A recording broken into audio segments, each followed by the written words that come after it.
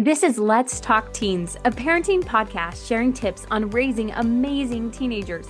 We are both certified life coaches that have worked with teenagers as coaches, mentors, and teachers. We are sharing what we have found to work best when dealing with teens and tough issues. Hello, this is Let's Talk Teens with Abby and Cheree, episode 34, the push and pull of parenting your teen.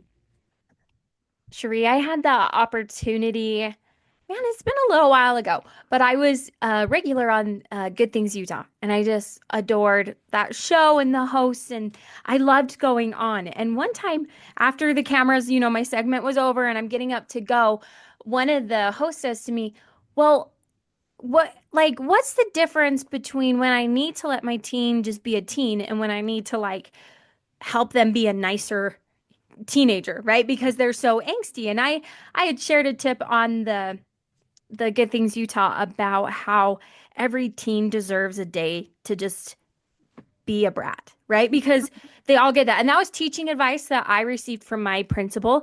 And I thought it was so helpful, right? That every teen deserves one day that you go, you know what? They're just being a brat today, right? But her question, I really thought a lot about of like, okay, well, when do you know the difference between they're being a brat and I'm going to ignore it? And when am I actually going to say something? And so I wanted to talk about that really delicate dance of push and pull in parenting of when my teen is pushing up against me, like, what do I do? Right. And how do I pull them closer? Right. Because as parents, I feel like that's our natural, like, we just constantly want to pull them closer to us. So I wanted to share a couple ideas on this, knowing that this really is something that is unique to every set of parents and relationship with their teen and with their child. But I do think it's so important that you parents know your teen's brain, literally part of their development, is to push against you, is to question your rules, is to want to spread their wings. And part of spreading their wings is not always going with just what you said, right? Or questioning, okay, why do I have to be home at this time? Why can't I hang out with these people? And so that push up against you is so normal and it's a natural part of their brain wiring. It's what actually forces us as teenagers and young adults to want to leave our home, to want to find a mate, to want to start our own family because we have this urge inside of us to push away from our home, no matter how loving and awesome that's been, to start our own. And so I just want you to know you're not a horrible parent because your teen is so angsty and doesn't want to hang out with you. You're not a horrible parent because your teen is a little bit rebellious or pushing the rules or all of a sudden is not your sweet little guy that wants to give you hugs and just hang out with mommy. Like, that is so normal. It's so true. I had to think about that a lot when my kids were teens, and someone told me this, and it really helped me. It's like, nothing has gone wrong. Like, this is so good. You are creating such healthy children when they don't always want to be with you. And it's so vitally important because if they just like always got along with you and never had any problems with you, they probably aren't going to leave your house. Like, they're going to live in your basement forever. This is so important. It's part of their development. And I think learning that this was part of their development and it had nothing to do with me, and it actually was like this applaud, oh, I'm doing a good job. And my teen is very healthy because they're pulling away from me. And so I was like, okay, we're in the right developmental stage. Everything's going great. Nothing's gone wrong. This is exactly how it should be. Really helped me not take it personally. And it's hard to say, when you have an angsty teen and they're like, I just want to be alone, right? I don't want to go do family. It's hard to go, wow, I'm doing such a good job. Like, yay, It's me. true. Um, True. but I was a little amazed because I feel like I have a fabulous relationship with my parents and I always have. But I was looking through some old journals and I'm 20 and I'm writing in my journal. I was just shocked the angst that was dripping off those pages of mom and dad are driving me so nuts and just all these things. And I just remember thinking, oh, yes, like it's so real. And so, yes, everything you do is going to drive them a little bit nuts. And honestly, what my advice is what I gave on Good Things Utah, right? Every teen deserves a day to be a brat, and you just kind of ignore it, right? You help correct behavior where you're like, you can't talk to your siblings that way, right? You can't talk to me that way. But the general moodiness, right? That general angst that's kind of not directed at anybody. that's okay. And honestly, as a parent, I'm like, just ignore it, right? Just know they're being a teenager. It's not worth engaging in a battle because this is my personal opinion. Cheree might be a little different. I genuinely don't think that teens can help it. Like even the best, most amazing teen, I don't think you can help that angst that is so hormonal, so wired into our brain. And so my best advice is to just kind of ignore that very general, I'm an angsty, moody teenager. Yes, I agree with you 100%. And I think just remembering mom and dad, it's noise. It's noise. Let them just Mhm. like, it's just noise. Just like when kids are little, we're going to go back to that analogy of younger kids. When kids are younger, they make a lot of noise and they're loud and we can expect them to scream and cry about things. And, we're like, for some reason, younger kids, it's like more normalized when they act that way. And then all of a sudden, our kids are older in their teens and we just expect them to just, like always be happy The and always adults. be Yeah. adults and have these. And even as adults, like I have days where I'm like, I just want to have permission to just be a brat, right? Because we just all have those days. And if people can hold space for me, it helps me move through it faster. And so if we did the same thing for our teens, like I'm just gonna hold space for them. I'm just gonna give them this like free pass of like being just a brat today, and they'll get over it. And they're just working through some stuff and they just need to like do their normal wiring today. I think they actually move through it faster when we allow it instead of resist it.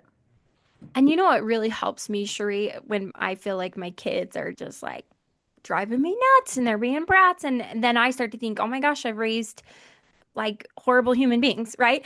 Do you what helps me so much is I focus and try to store away little moments where I see them being amazing. So this week, um, my little guys, they'd opened up a little like surprise egg, and they both had one. And my oldest son was not happy. He was like, "Oh, this was not the toy I wanted." And I watched my 3-year-old just without even saying anything, take his toy, put it in my other son's hand, and grab that toy and trade him. And he didn't even say any. And I was just like, such a proud mama. And it like prevented any fights and crying. And he was like, oh, yeah, thanks, Freddie. I love this toy. And I just was like, oh my gosh, okay, I got a glimpse that we're going to be okay, right? And it was just a tiny, tiny glimpse. But whenever now my 3-year-old is like throwing a fit and crying, and I just like, I'm like, oh my gosh, are you going to be like an okay person? I go, wait, yep, he is. Because he was willing to trade his brother his toy.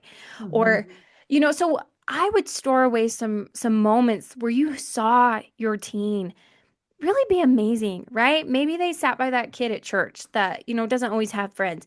Store that away and recall that. So when your brain wants to say, I just don't know if they're going to be okay, you go, you know what? Actually, they're totally, because they gave their sister the biggest hug today. Like recall those really good moments.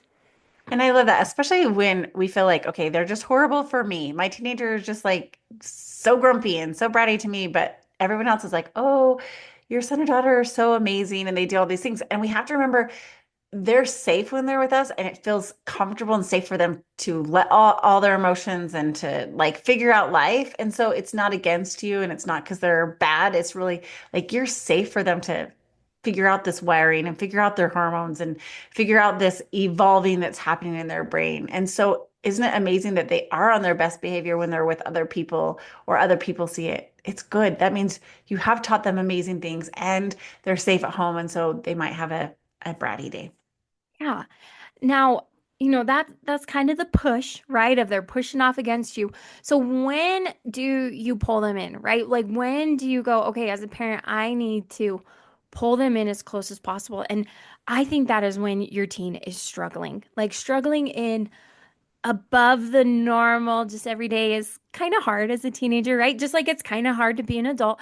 But when your teen is really struggling, we need to pull them in every way possible, right? To strengthen that relationship. And I was thinking a lot about this because I heard two stories from family friends that are real, and I'm like, oh, that is such an interesting kind of case study. So in one of my family friends, when their teens were growing up, one of their sons decided he was totally like leaving their faith, which is, shocking enough as a parent, but also then he really got into drugs. And this dad, he was like, listen, I love you so much. I don't necessarily care that you're pushing off against faith, but like, don't do drugs at home. You have younger siblings here. Like, no, that's like my hard rules, right? And guess what? The son would do it anyway, right? And so people were telling this dad, they're like, you need to kick him out of the house. You need to, like, that was your only rule, right? And I really admire what this dad said because if I'm being honest, Shree, I'd probably lean more towards the, yeah, you should probably kick him out, right? But I love what this dad said. He said, I am just worried about keeping my son alive right now. Like helping him make good choices, helping him know that I love him, his mom loves him, like his family is here for him, than I am so much in teaching him a lesson. And I just thought, wow, that's so powerful. And yes, I mean, they had some really rough days, but now as you look back, that son, no, he didn't regain his faith, right? He didn't make choices his parents wanted him to, but he has a successful business. He put himself through school. He has this awesome like girlfriend and relationship, and he loves hanging out with his family. Like he's always there at Sunday dinners. He's always hanging out. And I just thought, that's so cool that instead of pushing him away, because guess what? He was doing horrible things, they pulled him closer and they said, you can't, like, not, you can't escape my love. Do you know what I mean? And then I had another family friend where they had same things. Their daughter was, again, got into drugs, sexual activity and all that stuff. And the parents laid down the rules, so you can't do that. She kept doing it and they kicked her out of the house. And I'm not saying that that's not the right choice in certain situations, but for this young lady, it just made things worse, right? She was on the streets for a little bit. She has severed all relationships with her parents and her family. And I just thought, what's unique about both these situations is that the end result of that child growing up to be a functioning adult that, yes, has lifestyle choices that weren't what the parent wanted for them, right? But they're a functioning adult member of society, like doing well, but one has a relationship with the family and one doesn't. And I just thought, I think sometimes we're so interested in teaching a lesson, especially when our teen is pushing back on us, that if we push back and we're like, okay, well, I'm just going to let you do this or let you, make some of these choices and now, you can't live here or now this, that sometimes we miss that opportunity to just pull them close and to hold on to that relationship. Yeah. And it's a hard one. That's a hard call as a parent to know when to push and when to pull and when to, let them learn and when to say, "Hey, I am right here with you and I care about you." But I think what you're saying that I so, so, so agree with is that relationship of like just letting them know that you love them and that you're there and, help bring them in and help them with those choices and help them know that they have a place to land. I think it's so Yeah. good. And like Sheree, even in like mentioning those stories, I know that this is not black and white, right? This is not sometimes the best decision for loving them is maybe kicking them out of the house or, so that is such a personal decision. But I'll just end with this story by Dr. Daniel Amen that I think about often. He said that he's in like residency of his like neurosurgeon doctor school, and they've adopted this son, and things were going great until he hit about his teenage years, and it's just not going well, right? And he was telling his boss, right, who's like a neuropsychologist, like all these things, that he's really struggling with his son. And this boss said to him, well, you need to spend more time with him, not less. And so he took a day off of work and he took this son with him. I think they lived in California because it sounded like SeaWorld. They went to SeaWorld and because he loves penguins, right? So they went to the penguin exhibit and there was this penguin. And I remember his name because it's my son's name. So it was Freddie the penguin. And Freddie was amazing. He could do all these tricks and he could jump. And the trainer, like, could snap his fingers and Freddie would do this trick. And as Dr. Amon's sitting there, he's just getting like madder and madder because all he can think about is this trainer can get a penguin to do whatever she wants him to do. And I can't even get my son to do what I want him to do. And so after the show was over, he went up to the trainer and he said, how do you get Freddie to do these tricks? And she goes, I give him treats like every single time he does like like a trick, I give him a fish. And you saw that in the show. Like I gave him all this fish. He asked, he said, what if, Freddie has a bad day? And like, what if you just took a big stick and like beat him every time he did he didn't do what you said or he didn't do the trick? Like, what would happen then? And she just looked at him and she said, he would never trust me again. Right.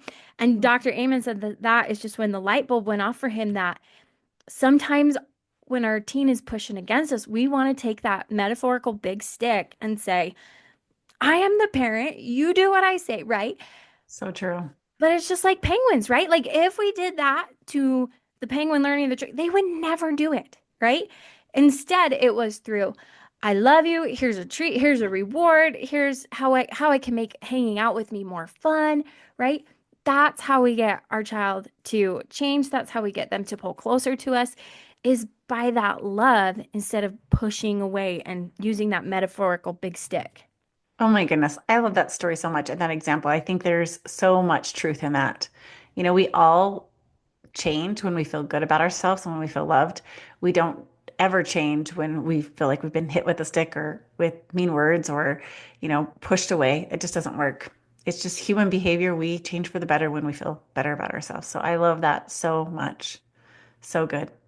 Okay, parents. Well, we hope that this helps you out. This is by no means an easy task, right? Parenthood was never meant to be easy, but you have got this. We'll see you in our next episode. Thank you for listening to Let's Talk Teens with Cheree Murdock and Abbi Winslow. If you are looking for more tips to help your teenager, here's where you can find us. You can find Cheree Murdock on Instagram at Cheree Murdock Coaching or on her website, ChereeMurdock.com. You can find me, Abbi, on Instagram as Abbi Winslow or on my website, AbbiWinslow.com. Please rate and review our podcast and share with a fellow parent. Thanks for listening.